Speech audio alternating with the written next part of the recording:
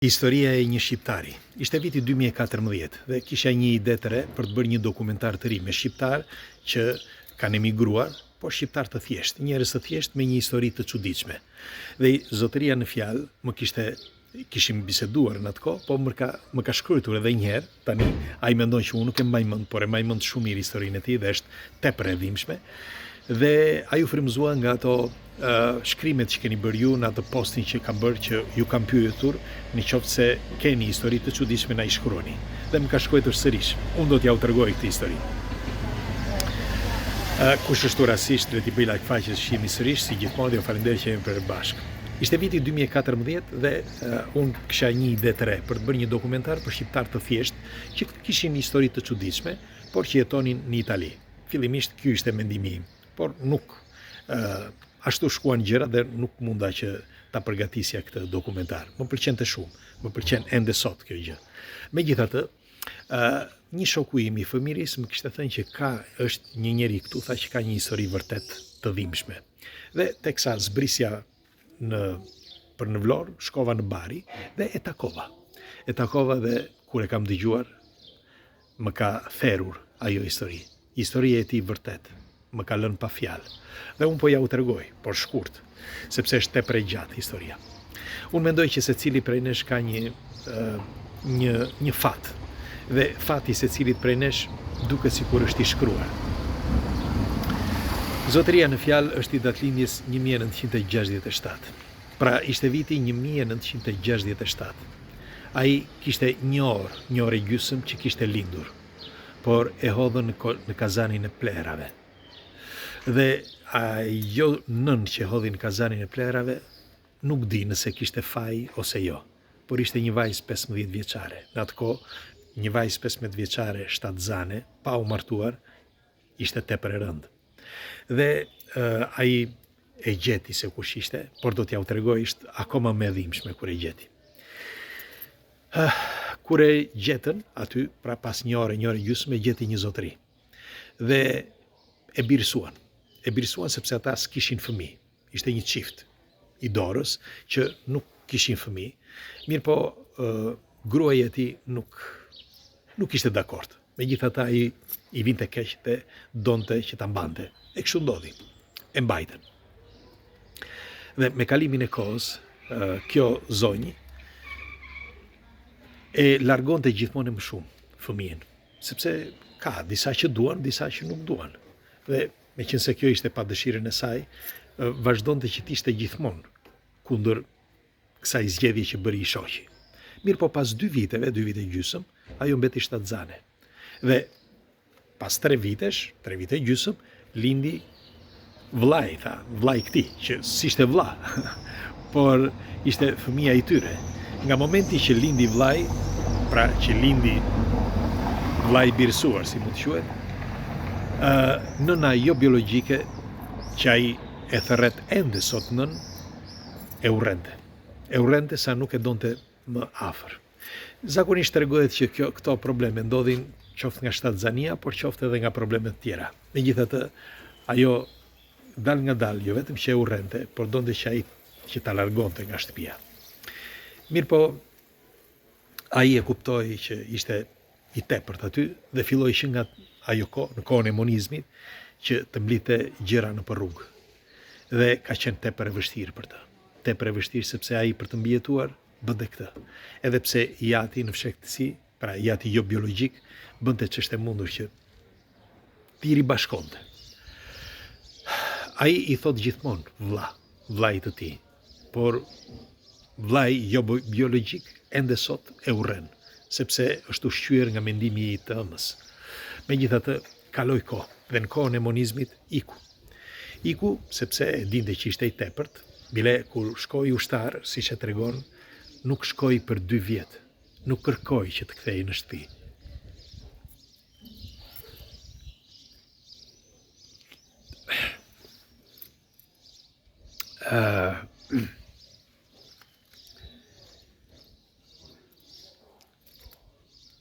Ai e quante shtëpinë e tij, sidoqoftë. I jati jo biologjik shkoi të takonte, 2 herë shkoi të takonte. por e takonte në fshehtësi. Kur mbaroi ushtrinë, ishte momenti i lëvizjeve të mëdha në 89-ën dhe ai u fut në ambasada, në 90-ën kur ishte, u fut në ambasadë dhe u fut në ambasadën italiane. Fillimisht ishin ato gjermane, pastaj ato tjerat, por ky u fut në ambasadën italiane, mos gaboj. Megjithatë e nxorën për jashta, sepse kishte një moment që i nxorën disa nga ambasadat, dhe ai ndejti pas disa muajsh, shkoi me anije. Dhe u fut tek ajo anije që mbani mend anija e parë që erdhi në Itali. Dhe në atë kohë, në atë anije, kishte rreth 20.000 njerëz brenda. Të paktën kështu thuhet në ato anije. Dhe e rahën keq dhe menduan se ai nuk jetonte më, sepse e ranë kaq keq dhe donin ta idhin ujë. Një grua e moshuar ja u hoqi nga duart dhe e mbajti pranë. Si përfundim ajo e kuroi dhe kur erdhi në Itali e mbajtën, e futën në një, mbani mend atëherë që fusin nëpër disa kontejnera njerëzit, nëse mbani mend, në disa kampe, dhe edhe ktheçuan aty. I dhan kurat e duhura dhe shpëtoi. Si përfundim, gjën e parë që sepse i ndanin me pjesë në atë kohë dhe një pjesë prej tyre ishin rreth 30 veta këta, i çuan në një vend që quhet Cerignola, mos gaboj, pranë barit, dhe shkoi edhe ky, dhe punonte nëpër ara. Dhe nuk e di nga e kuptuan, nga e morën vesh sepse dhe ai nuk e thot. Të gjithë i thoshin bastard, dhe i flisin kështu. Dhe ai, për të mos qenë së bashku me shqiptarë, si që janë shqiptarë dhe si që janë njerëzit në përgjithësi, duke e ofenduar, u shkëput nga ata dhe filloi që të jetonte vetëm. Dhe jetonte në një kasole. Vërtet kasole. Kasole të bërë vetë në një periferi të një fshati, edhe s'kishte vend ku të shkonte në banjë, çfarë të hante, dhe ato çfarë mundej, hante. Si përfundim, e quan së bashku me disa të tjerë në një vend tjetër, sepse aty kërkonin punëtor në fusha. Dhe aty njohu një vajzë. U njoh me këtë vajzë, kaloi kohë, u martuan bashkë, bile bën dhe fëmijë. Kur ai ka qenë fëmija e tretë, sepse kanë 3 fëmijë, kur lindi fëmijën e tretë, 2 djem edhe një vajzë ka. Po, kur lindi fëmijën e tretë, vajzën, gruaja u smur. U smur dhe kur e kam takuar, sepse e kam takuar personalisht, më ka mallëgjyer, sepse ajo, edhe pse e smur me kancer, ajo qante për atë, jo për vete. Qante se thoshte ku do ta lë. Kaloi kohë, edhe ai këtë gjë ma ka treguar ai më vonë, edhe takova dhe zonjën, si që thash, por përpara kësaj historie, ai kishte shkuar disa herë në Shqipëri dhe kishte ndëjtur një kohë të gjatë, bile mos gaboj 9 muaj një kohë, derisa gjeti nënën biologjike. Ajo nënë që kishte braktisur kur ishte i vogël. Dhe kur e gjeti, ishte me një sëmundje që e kishte reduktuar që rinte në shtrat, në një fshat. Në një fshat e kishin, me një fjalë që jetonte, një fshat periferit të Tiranës, por jetonte në krevat. Dhe normal që një njeri që është disabël dhe në krevat, pa diskutim ka patur problemet e saj, por për më tepër as nuk e njohu djalin e saj dhe as nuk donte t'ia dinte për djalin e saj, sepse ndoshta ishte situata e tillë, të paktën kështu mendoj unë.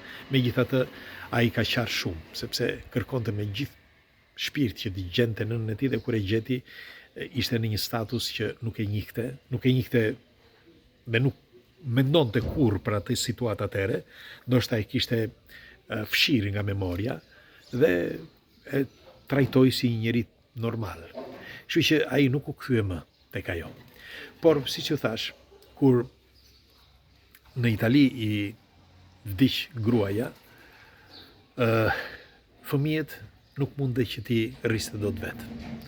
Sepse 3 fëmijë, ai me punë pa punë, dhe kështu që u detyrua që me fjalë, përveç se u futën asistenca sociale, por u detyrua që t'ja ujte asistencës. Dhe 2 prej tyre i quan në orfanotrof, në orfanotrofin e murgeshave, kurse vajzën e vogël e birësuan një qift, që i thanë se kush ishte, sepse ishte vajzë e madhe, në atë kohë ishte 13 vjeçe, dhe ideja e këtij për të jetuar ishte reduktuar në 0, sepse ishte një periudhë që ai thoshte që unë jetoj thjesht sepse nuk dua që të vras veten, sepse atë vendos Zoti, secili ka fatin e tij dhe unë kam këtë fat.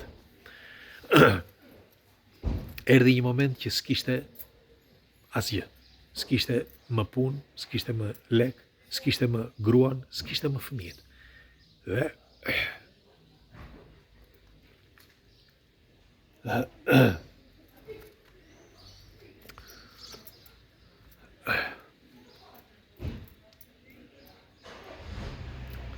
ndjes dhe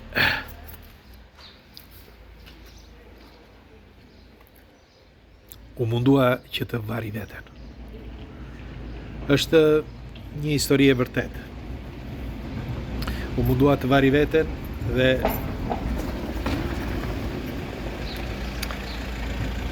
ka ardhur me fjalë tek shtëpia e tij policia, karabinierët, sepse ai kur vari veten buri karrikën poshtë dhe ishte në garazh dhe kishte vënë litari sipër.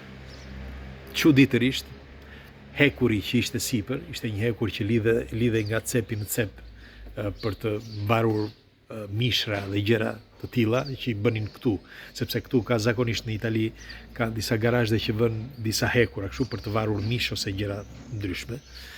Dhe çuditërisht, meqense ajo shtëpia i ku rrinte ishte shtëpi e vjetër me qira dhe garazhi ishte një garazh i vogël, ishte i vjetër, muret ishin të vjetra dhe fati i tij desh që u shkëput ai hekur dhe edhe pse karrika ishte poshtë, ai mundohej që ta hiqte litarin, po sepse u bë pishmënd, por ishte tepër vonë. Megjithatë, pesha e tij bëri që ai hekur të binte poshtë dhe nuk u mbyt. Ju thash, unë mbush plot me karabinierë, me policie e tjerë dhe nuk e shpjegojnë se si ai hekur të mund të shkëputej atje. Pra fati i tij ishte ndoshta i shkruar. Kaloi kohë dhe ai ka kaluar disa vjet dhe ai nuk ka ditë që mos të shkojë tek varri i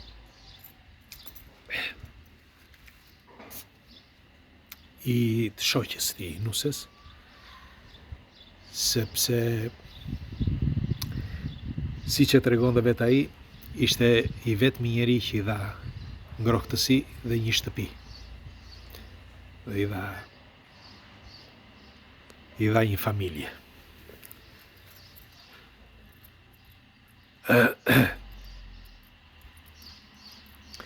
Një familje që u shua, u shkatërrua.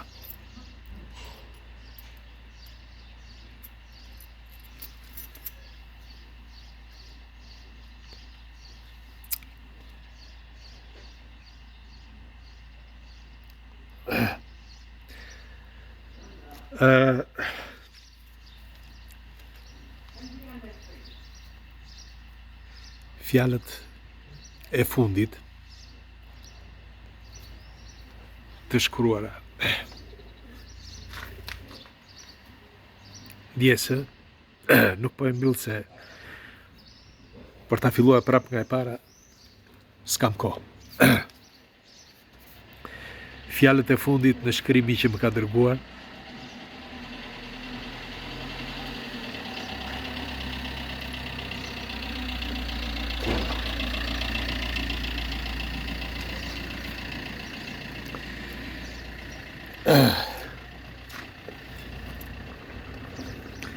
Fjalët e fundit në shkrimi që më ka dërguar janë: